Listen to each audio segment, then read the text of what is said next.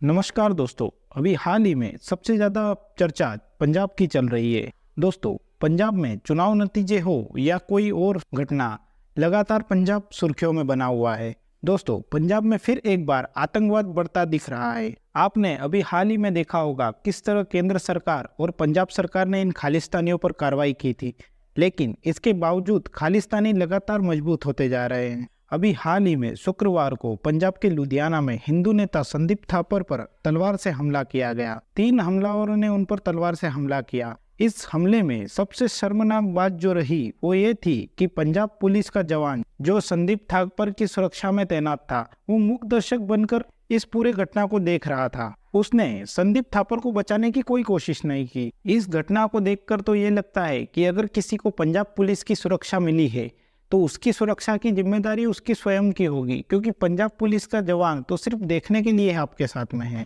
अगर आप पर हमला होगा तो वो दूर खड़े रह के आराम से देखेगा। एक ऐसा ही वाकया 2022 में भी सामने आया था, जहां 2022 में सुधीर सूरी जो कि एक हिंदू नेता थे, अमृतसर में उनकी गोली मारकर हत्या कर दी गई। और वो जिस वक्त उनकी हत्या की गई उस वक्त वो धरने पर बैठे थे, और जिस जगह वो धरने पर बैठे थे वहां पर एक व्यक्ति ने उनकी गोली मारकर हत्या कर दी। यहाँ पर भी यही बात रही कि पंजाब पुलिस के जवानों ने उन्हें बचाने की कोई कोशिश नहीं की, जबकि पंजाब पुलिस के जवानों के हाथ में AK-47 थी और हमलावर के हाथ में सिर्फ पिस्टल। लेकिन फिर भी किसी भी पुलिसकर्मी ने उन्हें बचाने के लिए यहाँ गोली नहीं चलाई। देखिए, सुरक्षाकर्मी का क्या काम होता है। अगर जिस व्यक्ति को सुरक्षा दी गई उस पर हमला होगा तो सुरक्षाकर्मी को उसे बचाने की हर संभव कोशिश करनी होती है। इसलिए तो सुरक्षा दी जाती है। इसलिए सुरक्षा थोड़ी दी जाती है कि सिर्फ देखना है आपको हमला अगर हो तो। इन दोनों ही मामलों को देखकर कई चीजें समझ में आती है, लेकिन फिर भी खुलकर हम इस पर कुछ नहीं बोल सकते, क्योंकि अगर कोई बात हम सच बोल देंगे तो उल्टा केस हम पर ही दर्ज कर लिया जाएगा। आखिर पंजाब में ऐसा बार बार क्यों होता है कि हिंदू नेताओं की हत्याएं होती है और पुलिस मुकदर्शक बनकर देखती है? आखिर उन्हें ऐसी नाम मात्र सुरक्षा क्यों दी जाती है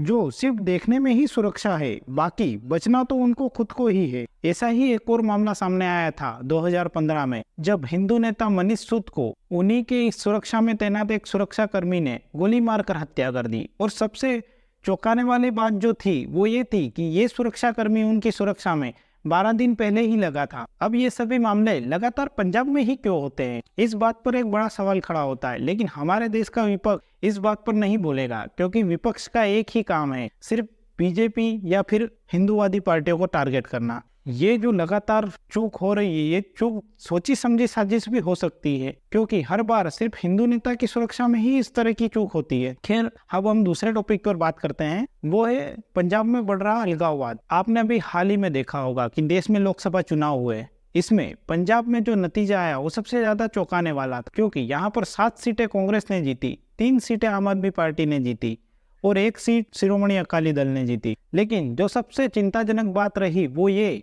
कि पंजाब के खंडूर साहिब लोकसभा सीट से खालिस्तानी अमृतपाल सिंह चुनाव जीत गया। दूसरी सीट थी फरीदकोट सीट, जहां पर इंदिरा गांधी के हत्यारे बेअंत सिंह के बेटे सरबजीत सिंह चुनाव जीत कर आया। ये सब चीजें चिंताजनक है।